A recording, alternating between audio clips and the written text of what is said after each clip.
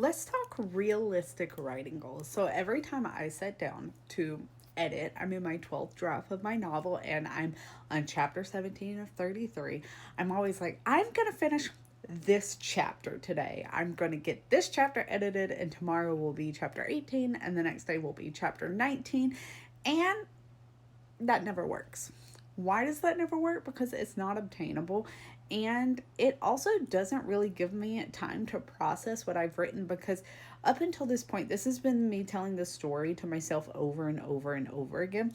I went to my my statistics, and in this particular manuscript since March, I have written 424,000 words in this manuscript.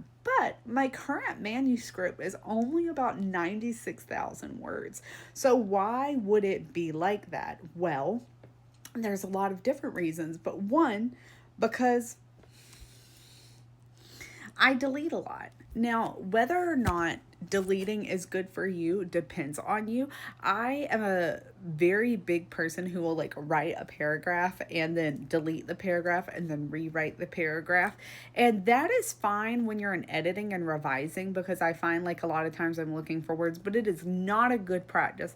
I have found, having done several like full draft rewrites, it is not a good practice for writing a draft. And like, especially if you're rewriting from scratch or if you're writing a first draft, don't do that. Just momentum is the thing that you must keep moving forward. And the editing process, and this is why I think I get frustrated, the editing process is about slowing down, refining, asking the questions, asking if this makes sense. Is the plot like really aligning in the ways I want it to? And so like, it may take 2 weeks to really feel comfortable with a chapter and be like, you know what, I'm ready to move on.